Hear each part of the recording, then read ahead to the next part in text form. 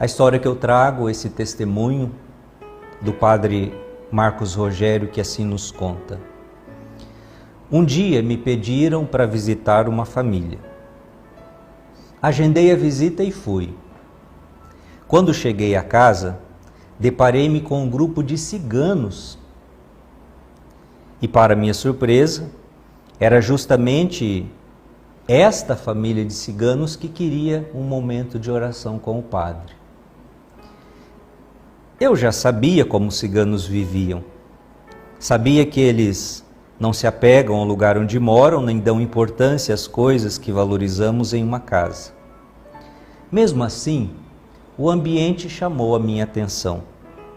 Quando entrei na casa, não vi móveis, nem qualquer sinal de conforto. A única coisa que havia era um pedaço de toco de madeira. Era o assento que me aguardava. Então, me sentei para conversar com eles. A segunda impressão foi de alegria. Muita gente reunida, uma família grande, cheia de crianças, todo mundo falando e sorrindo. Depois que todos se acomodaram, eu perguntei: o que vocês precisam? Vocês me chamaram aqui? Olhando um pouco o que tinham, imaginei que precisavam de quase tudo. Mas algo me inquietava, porque no meio daquele nada, parecia que não faltava coisa alguma. Eu podia sentir a presença forte de Deus naquela casa. Eu sabia que Deus estava ali. Mas, de qualquer forma, eu precisava perguntar: qual é o motivo da minha visita, afinal? Então o padre perguntou. Enquanto eu esperava uma resposta, um menino chegou bem perto de mim e a mãe disse: Padre, por favor, reza pelo meu filho. Olhei para ele e perguntei: o que você quer? Ele nem precisou parar para pensar e logo disse: casar. Fiquei surpreso e falei: mas você ainda é uma criança? Como é que você quer se casar? Quantos anos você tem? Ele respondeu: padre, eu tenho 12 anos e eu quero me casar. Quero ter muitos filhos e quero andar por aí. O sonho dele era realmente se casar, mas eu não conseguia entender o porquê. Pensei que talvez fosse o desejo profundo de ter uma família, ou apenas o desejo de se casar e, como gente grande, descobrir aquilo que Deus queria para a vida dele. Levado pela curiosidade, resolvi interagir com aquele menino. Você vai se casar um dia, mas espere um pouquinho. Você vai ter que estudar, ainda vai ter muitas coisas. Mas ele insistia: mas o que eu quero é me casar. Não tinha jeito. A ideia estava impregnada na alma dele.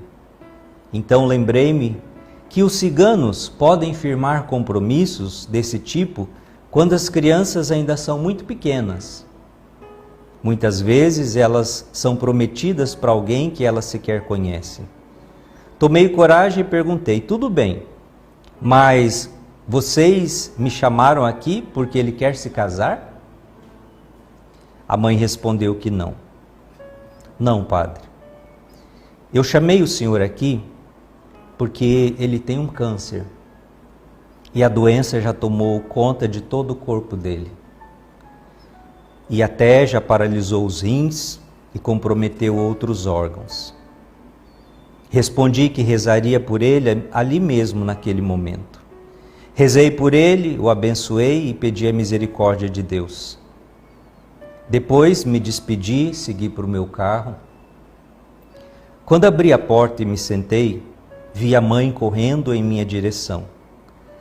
Ela bateu o vidro e disse: padre, eu não contei tudo para o senhor. Ele também tem um tumor na cabeça. Meu filho está morrendo.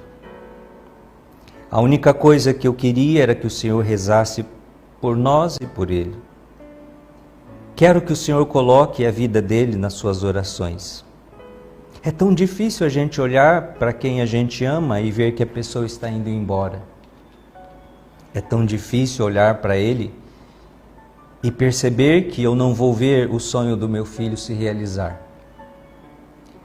Quando ela terminou de falar, olhei no fundo dos olhos dela e pedi: tenha fé, tenha muita fé.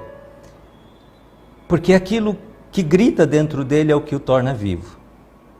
É na inquietude da alma dele que você pode ouvir a voz de Deus. Entrei novamente no carro e fui embora.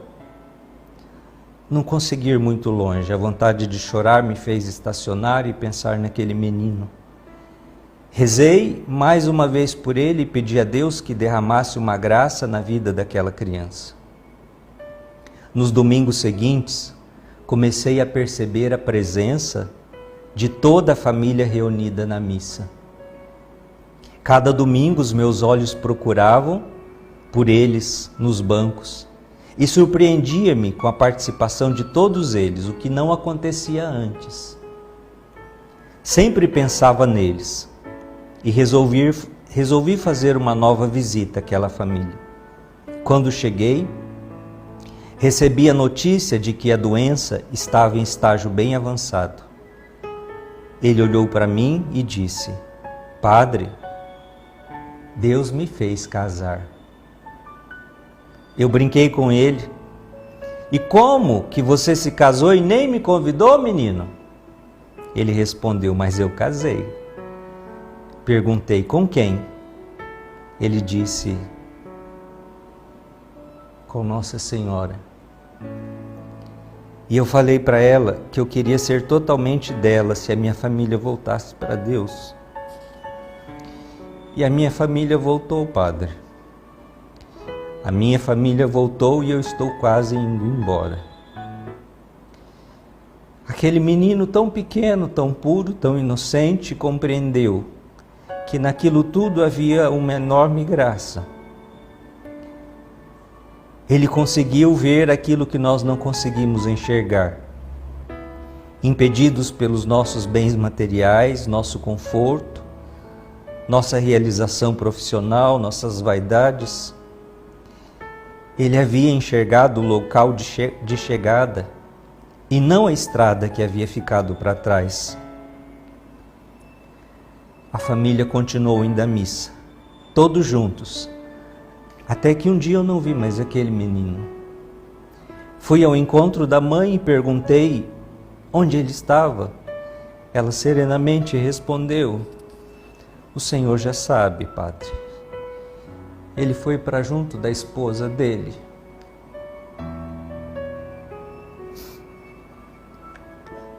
A vida é tão corrida, tão disputada, tão cheia de obrigações e tão pouco vivida que quase nunca a gente compreende aquilo que Deus está fazendo por nós. O poder de Nossa Senhora acolhendo aquele menino em seus braços com aquele amor que ele sempre desejou foi o sinal de ressurreição. Talvez, ao escutar esse testemunho, você já deve estar se questionando qual o motivo do milagre da cura do câncer não ter acontecido. A resposta é que havia um outro câncer, um câncer muito maior, não no menino, mas na família. E esse câncer foi combatido. E a família de ciganos voltou a ser família e voltou a ser igreja. Voltaram a acreditar em si mesmos, voltaram a tomar posse daquilo que é o sinal concreto do amor de Deus. E no final o padre disse: eu celebrei a missa de 7º dia e depois disso fiz questão de fazer uma nova visita àquela casa. O que encontrei foi uma foto do menino com um lindo sorriso, emanando uma alegria enorme em uma casa que tem tão pouco, uma casa que sequer possui porta. A casa pobre de um menino rico me fez pensar que a gente precisa de quase nada para ser feliz, que a gente precisa de menos ainda para conseguir ouvir a voz de Deus. Depois do que vi e vivi junto daquela família, posso garantir, não podemos reclamar das coisas, das situações difíceis, das dores que muitas vezes nos visitam. Achei que tinha aprendido muito com aquele menino. E diante desse testemunho, meus irmãos, tão forte, do menino cigano de 12 anos de idade, que desejava se casar e se casou com Nossa Senhora. Menino que ofereceu a sua doença, o seu sofrimento, para que a sua família voltasse para Deus. Foi a partir desta doença que eles começaram a ir na igreja, que eles começaram a rezar, e aquele câncer do afastamento, da falta de fé, da frieza, Deus extirpou daquela família. Por isso hoje eu quero dizer para você que me ouve, deixe que a vida desta criança, deste menino, te ensine a fazer também das suas dores, dos seus sofrimentos, motivos de encontrar com Deus, de fazer a experiência de Deus. Não permita que os sofrimentos sejam simplesmente o fracasso, a derrota, o ponto final da sua vida, mas que sejam trampolim para o novo de Deus na sua vida. Convido hoje você a olhar para esta mãe, a mãe desta criança, que teve a serenidade de entregar o filho para Deus, que teve a serenidade de entregar este filho para Nossa Senhora e saber que ela não percebia, mas que ela devolvia. De uns anos para cá, quantas nossas famílias têm sido assoladas, judiadas, quantas coisas que têm desestruturado, e talvez com a sua família não tenha sido diferente. Eu quero dizer para você hoje o que está faltando para você voltar. O que está faltando acontecer para você entender de uma vez por todas qual é o teu lugar, qual é o lugar da tua família, quais são os planos de Deus para a tua família. Volta. Há um Deus que te ama. Há uma mãe que quer estar presente, abençoando o processo de restauração. Precisa começar, mas vocês, enquanto família, precisam dar este passo. E talvez esse passo que está faltando é fazer como essa família. Casa de Deus, juntos. Ele não foi curado. A cura dele foi a ressurreição.